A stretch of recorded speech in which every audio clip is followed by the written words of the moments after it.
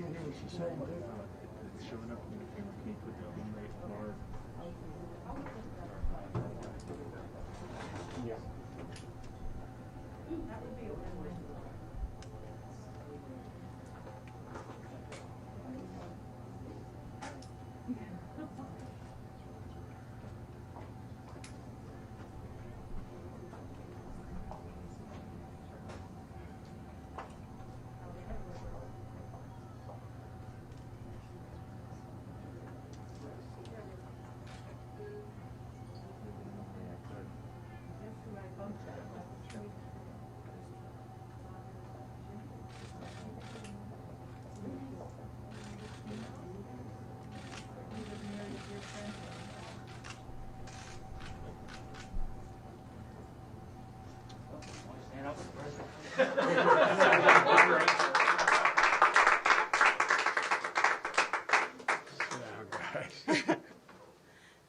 Tell me when I can start now. We're ready to go. Thank you all for coming. Hi. My name is Barbara Jo Warner, and I'm the Executive Director of the Capital Child Development Center. So first I would like to start by thanking the President, I know, for the ARPA funding. Thank them, they all voted for it. And also by recognizing that the Connecticut State's Office of Early Childhood did an amazing ability to allocate the funds in a timely manner. This center has been here since 1987. We were created by two legislators who wrote a special act to start a child care center for legislative employees. And one of those congressmen is here with us today, Congressman John Larson. Thank you. One of our founders. At the beginning of the pandemic, when everything closed and our income dried up, things looked very grim. But thanks to steps taken by the Office of Early Childhood and the ARPA stabilization grants, we're still here.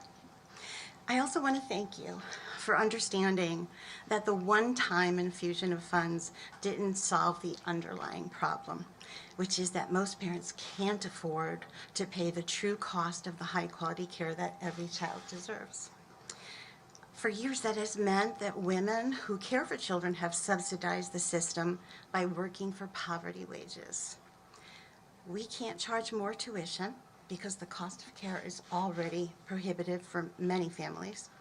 We aren't able to raise wages for our teachers, and this makes recruiting nearly impossible. And it's not just us. Child care programs all across Connecticut are facing the same dilemma. But, Mr. President, the real story today is what you aren't seeing. You aren't seeing a fully enrolled center. You're only seeing a fraction of what we have the capacity for. We're licensed for 70 children, and our total roster right now is 20 children. This is why we're so excited that the Build Back Better program supports children from birth through age 5. If we want to get parents back to work, we must solve the child care crisis.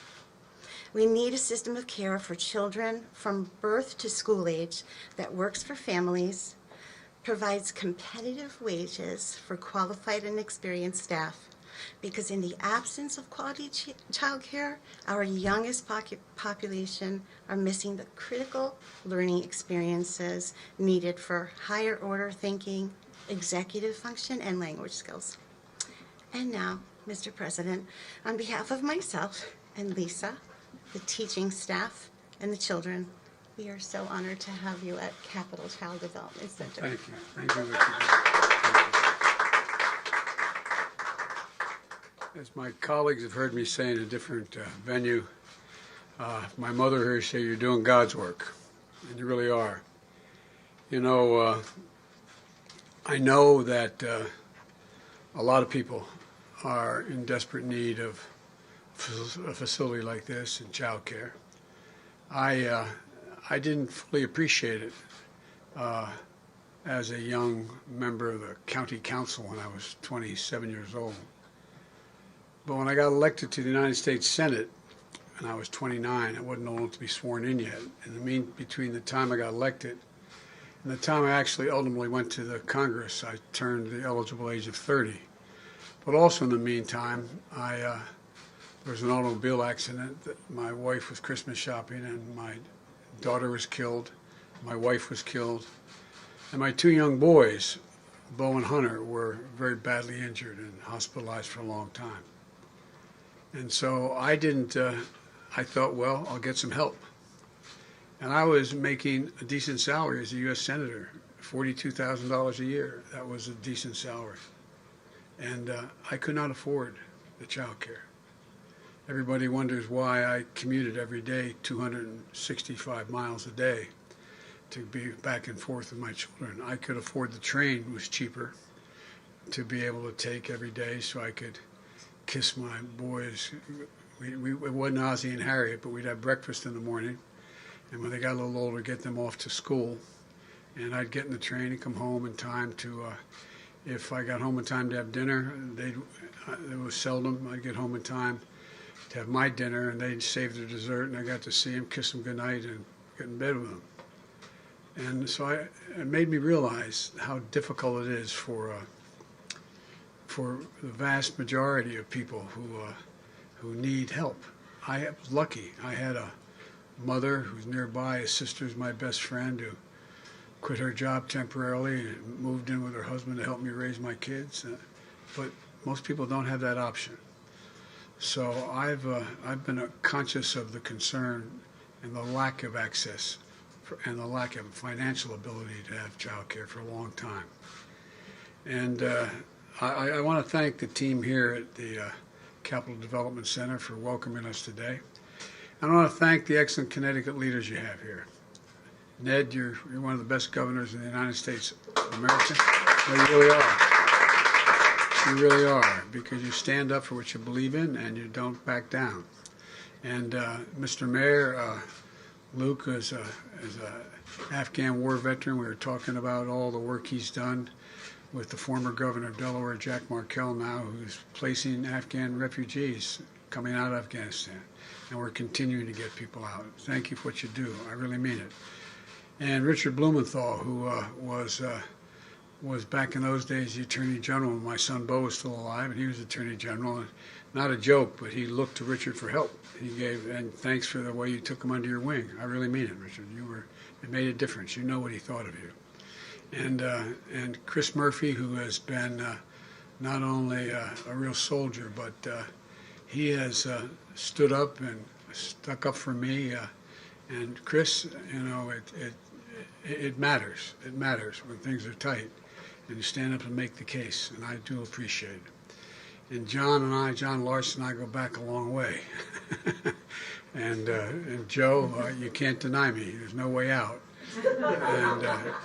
And Rosa DeLaura, who is, I don't have time, I'm going to keep you, but the first time I came up this way, my son was going to Yale Law School, and her mother was a committeeman?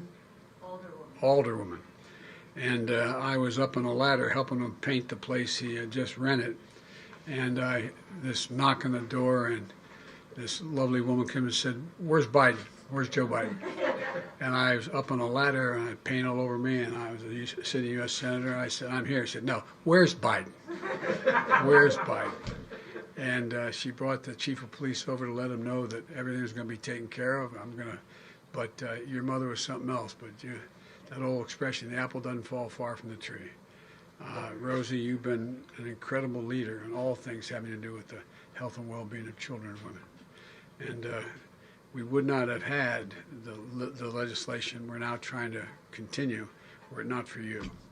And Jim, you're the real deal. As well as Johanna, the comment I got from Johanna, I get from everybody. Where's Jill? Where's Jill? I'm Jill Biden's husband. She is now I think she's either in New Jersey or Virginia, I'm not sure, after teaching 15 credits this week at the community college, and she is out there making the case. I'm here today to talk about what's fundamentally at stake right now, in my view, for the families, not only of Connecticut, because you're ahead of the curve in some of what you've done on your own, but for our country. For a long time, America set the pace across the globe. For most of the 21st century, we literally led the world by a significant margin in the investments we invested in our own people, Not only our roads, our highways, our bridges, but on our people and on our families. And we didn't just build the interstate highway system and invest to win the space race. We also were among the first to provide access to free education beginning back at the turn of the 20th century. It was a distinction and a decision to invest in our children and our families, and it's a major reason why we were able to lead the world in the 21st century. One of the few nations in the world had universal education for everyone, beginning at what was then first grade. But somehow along the way, we sort of stopped investing in our people. Our infrastructure has fallen from the best in the world. According to the World Economic Forum, our infrastructure ranks 13th in the world. Roads, bridges, highway, a whole range of things. But just as important as the Organization of Economic Opportunity and Cooperation now ranks America 35 out of 37 major countries when it comes to investing in early childhood education and care. Say another way, the world's catching up and beginning to pass us. Jill has, my community college, Dr. Biden, has an expression she's used for real. Any country that educates us will outcompete us. Any country that educates us will outcompete us. We cannot be competitive in the 21st century in this global economy if we fail to invest. That's why I propose two critical pieces of legislation being debated in Washington right now. They're both bills. They're not about left versus right. They're not about moderate versus progressive or anything else that pits one American against another. These bills, in my view, are literally about competitiveness versus complacency, about opportunity versus decay, and about leading the world or continue to let the world move by us. Folks, a lot of folks know what's at stake in the infrastructure bill. It's about rebuilding the arteries of our economy, putting people to work in good-paying jobs. The estimates in Wall Street would create up to 16 million new jobs over time.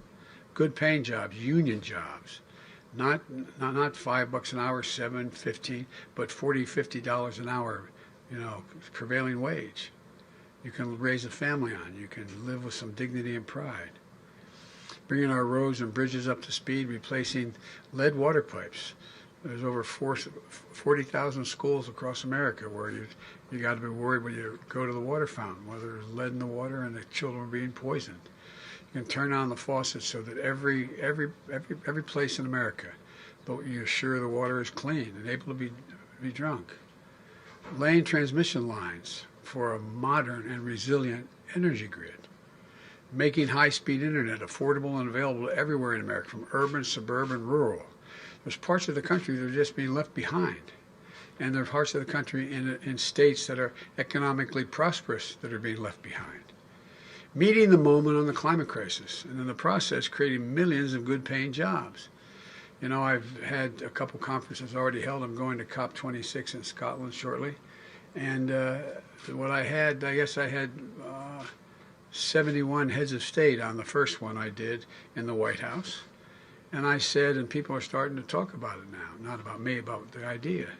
When I think climate, I think jobs, good-paying jobs, union jobs. This is an opportunity. We're the only country in the world that has consistently turned difficulty into opportunity.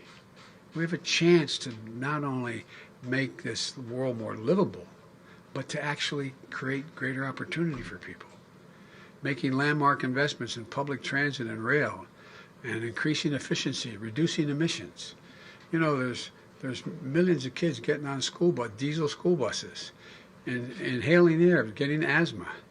They should be electric buses. That's going to happen. So look, I'm going to have a tendency to say more than I need to say because you all understand it. But the bottom line is I wanted to come here today because too many folks in Washington still don't realize it isn't enough just to invest in our physical infrastructure.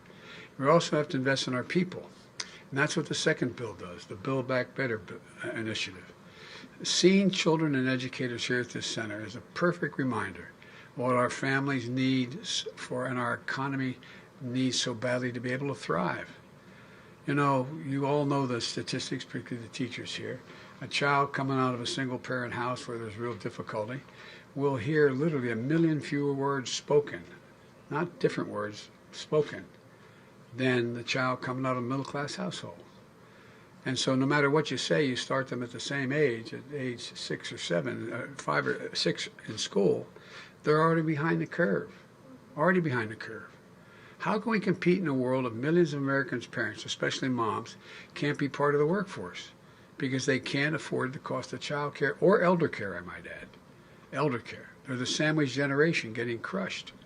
Here in Connecticut, the average annual cost to bring your toddler to a quality child care center is about $16,000 a year. That's what it is around the country. Some places more, some places a little less. A lot of money. It's $16,000 after taxes, after you pay your taxes. So the average two-parent family with 2 young kids spends 26% of their income on child care every year. My Build Back Better plan is going to change that. It's going to cut the cost of child care for most Connecticut families literally in half. No middle-class family will pay more than 7% of their income on child care. None, period. And that's going to help parents get back into the workforce and make ends meet. Or maybe care for that. We have to do the same. I'm not going to talk about it today, but the other piece of it you all know, it deals with elder care. You got 80,000 people waiting to qualify under Medicaid, and there's no spaces. We can afford to do this. But at any rate, we also have to provide businesses with tax credits to build on-site care facilities. Look, you in the legislature were way ahead of the curve. You decided that for people working in the legislature, there should be a place for their children.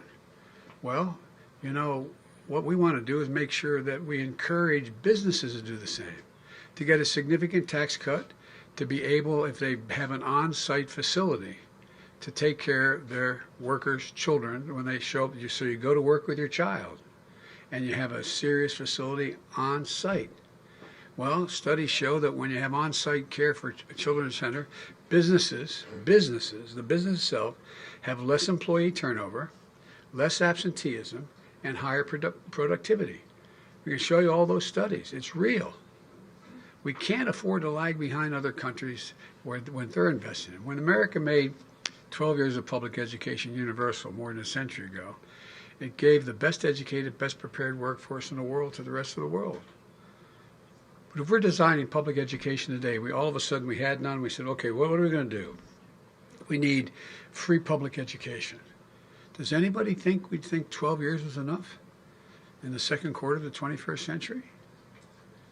The fact is today only about half of 3- and 4-year-olds in America are enrolled in early education, childhood education like you're doing here. In Germany, France, and the UK, even Latvia, the number of children in those countries enrolled is 90%. 90%. My plan gets us back on track. Provides 2 years of high-quality preschool for every child in America. It also makes investments in higher education by increasing Pell Grants. I don't know if I can get it done, but I also have proposed this free community college, like you've done here in the state of Connecticut, to help students from lower-income families attend community college and 4-year schools. And invest in historically black colleges and universities to make sure young people from every neighborhood have a shot at good-paying jobs in the future. We also extend this lady's child tax credit, which is finally a tax cut for the middle class. Now look, my friends on the other side never had any problem providing $2 trillion in tax cuts for the very wealthy. Look, I don't think you shouldn't be able to make $1 million or $1 billion. I'm a capitalist, but guess what? I'm also listed for 36 years as the poorest man in the Congress. But I make big money now. I'm a president. But all kidding aside, I don't think we should punish anybody, but just pay your fair share. Just pay your fair share. You know, the issue that has been championed by Rosa for years, in the past, if you paid your taxes and had an income high enough that you were able to take the $2,000 per child deduction, you could actually write it off your taxes. But how many families do you know of cops and firefighters and school teachers and like that don't pay that much in tax because they pay tax, but there's nothing. You say you're going to get $4,000 back for your kids. Well, it's not refundable. Either it comes off your tax bill or you don't get it at all. The American Rescue Plan, which these folks voted for as well, and I'm very proud of it, it's a real game changer. It started our economy moving again. Recognize that people with lower incomes don't get the benefit of that tax break because they don't have that much to deduct.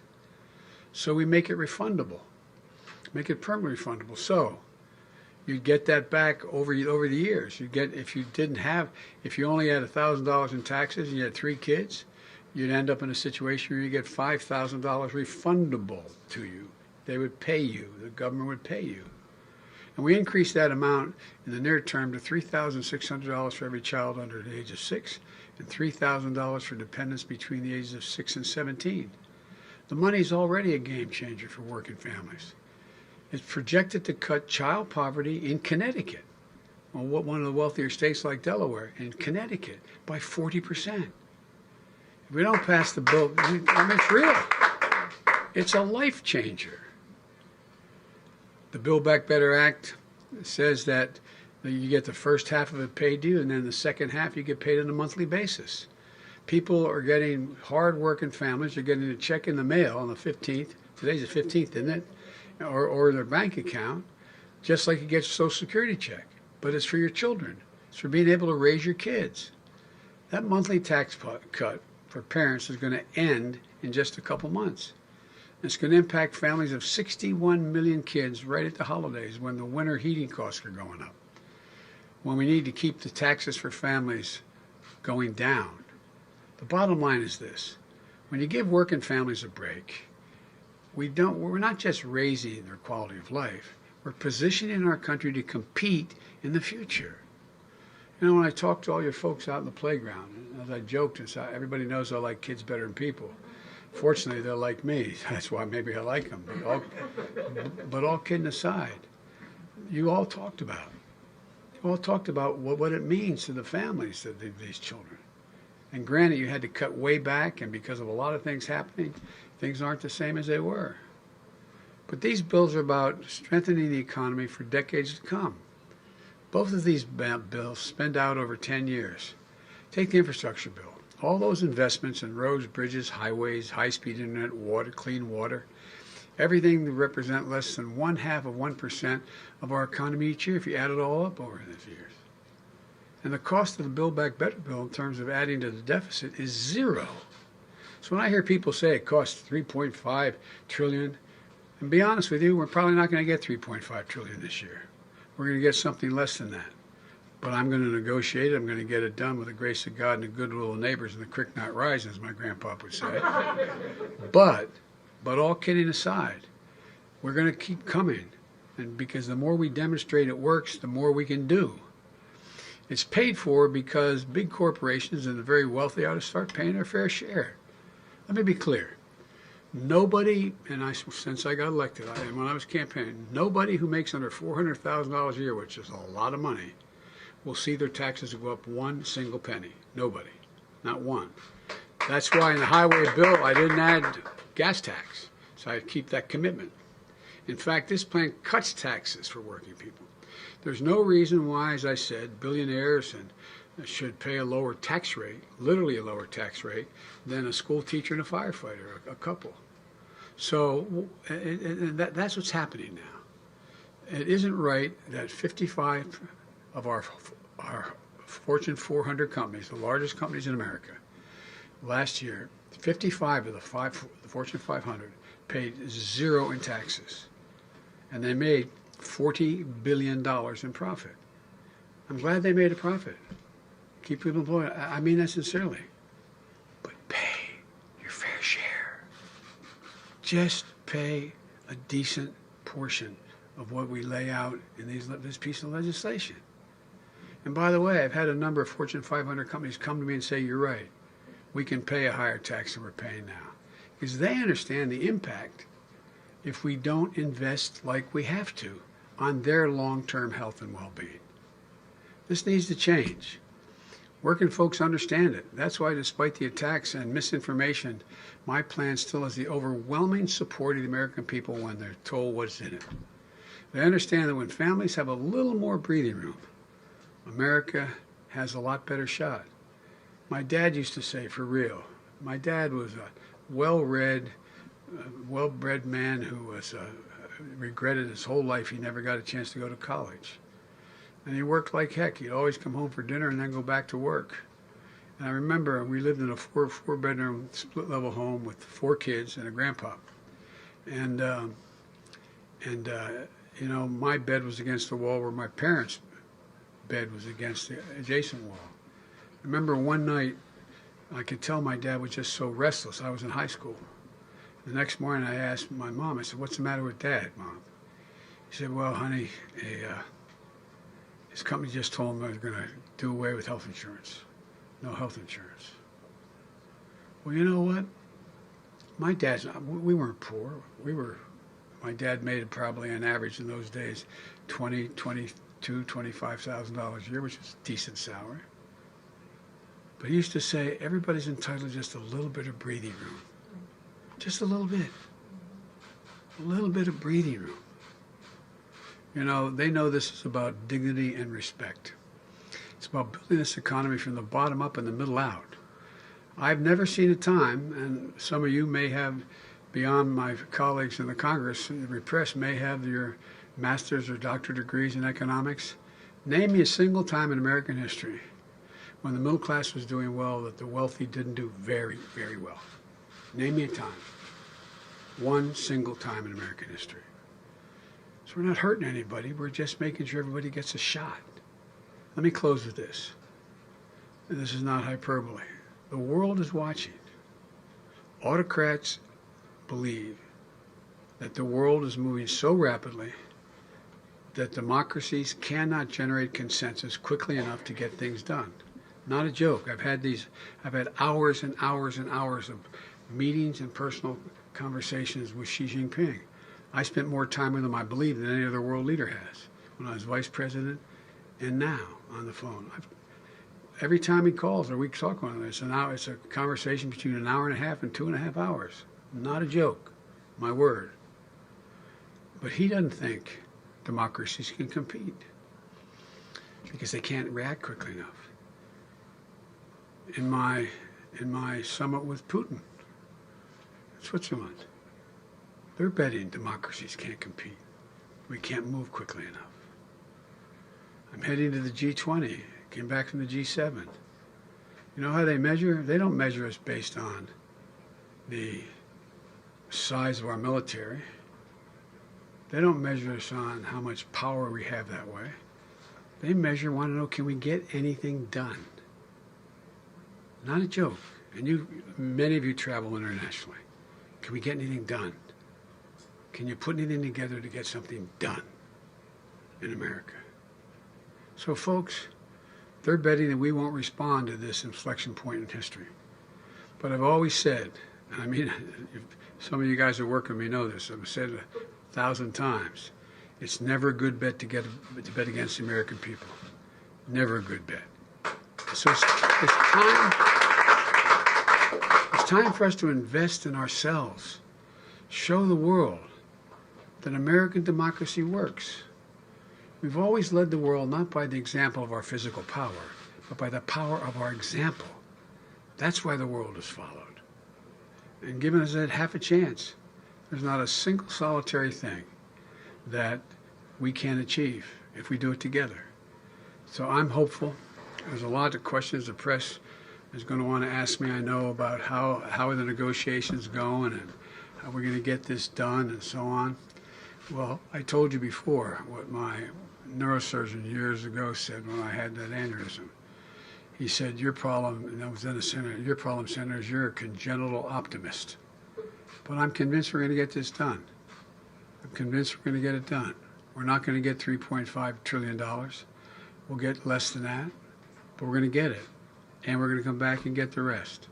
So I want to thank you all, and God bless you. And I know you're asking about President Clinton. I've been exchanging calls. He seems to be, God willing, doing well. And so when I talk to him, I'll let you all know. But in the meantime, thank you for taking the time to be here. And I say this again, the press heard me say it, for all you elected officials, it's like a busman's holiday for you. Come to have to listen to another politician speak. But I am really, and I mean this without exception, I'm so proud to be associated with each one of you. You're honorable, decent, smart women and men, and there's a lot we can get done. So thank you very much. Thanks, everybody. I guess I'm seeing you.